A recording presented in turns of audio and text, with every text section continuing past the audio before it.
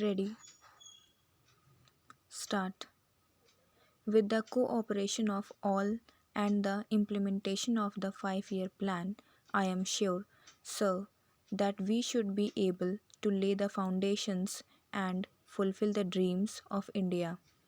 It is indeed encouraging to know from the finance minister that there is a tendency of lowering food prices all over the world, and in that case, the prices in our country too would be lowered.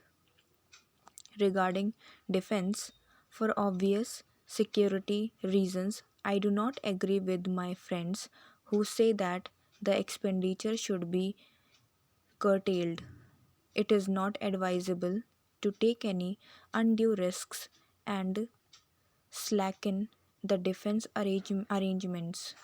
Indeed, defense is one of our valuable assets, although strange to say, there seems to be adverse opinion in some quarters. I agree with what General Karyappa once said, that God and army are remembered only when there is trouble. The army consists of the most disciplined and loyal set of young men. It would not be proper to effect economy in the pay of these brave officers, as it would not be an incentive for the right type of young men to join the army, and it would become ineffective and inefficient. I believe already officers who were drawing rupees 1400 as their pay are now getting only rupees 700 and about rupees 100 as allowance. That is, they are getting about half of what they were getting before. It is very hard for those officers on field duty to establish separate establishments for their families and for their children. And I would especially appeal to the finance minister to see that the family allowances would be restored to those officers who are on field duty. Economy in army could be effected in other ways. There is a scope for more efficient operation of defense industries, which process seems slow, and by purchase policy of utilizing goods and stores indigenously manufactured. Preference should be given to country made war materials such as could be produced here, and they would be cheaper than foreign made goods.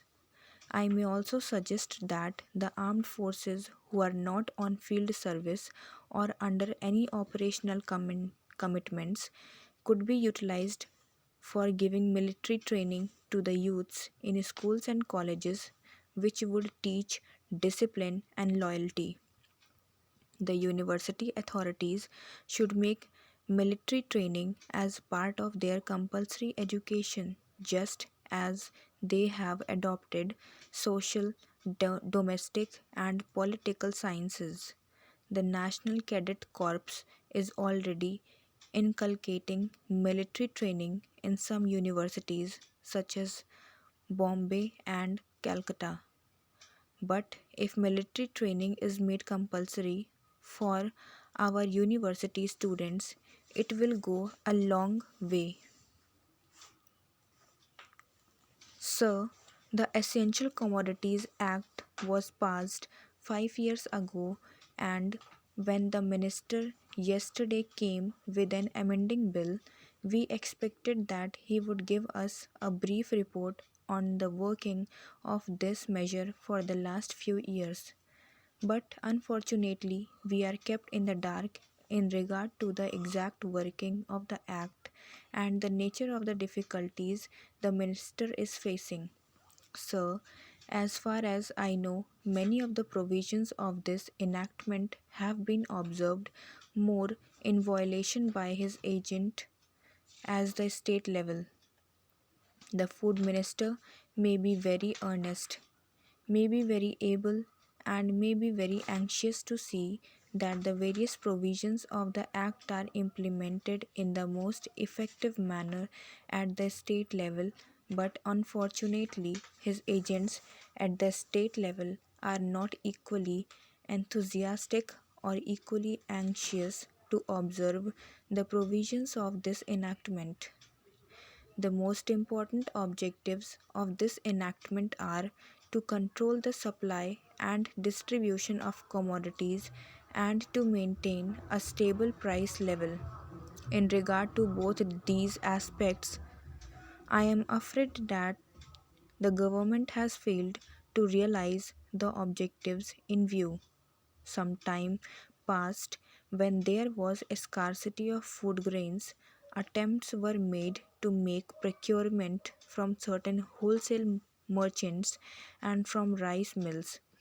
In my own state, I know of many instances of such procurement where, after making known that certain things had to be done and certain steps have to be taken by the merchant community, nothing was done later on by the government when they found that these very orders of the government were violated.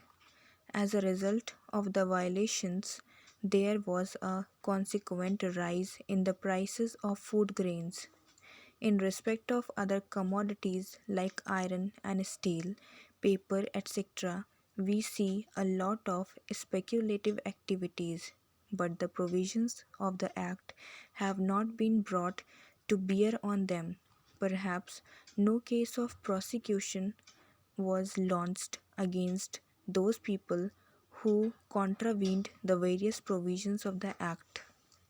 We are interested to know in how many cases the government have taken steps to prosecute individuals who have violated the various sections of the Act. The minister said that the powers under the Act were not adequate.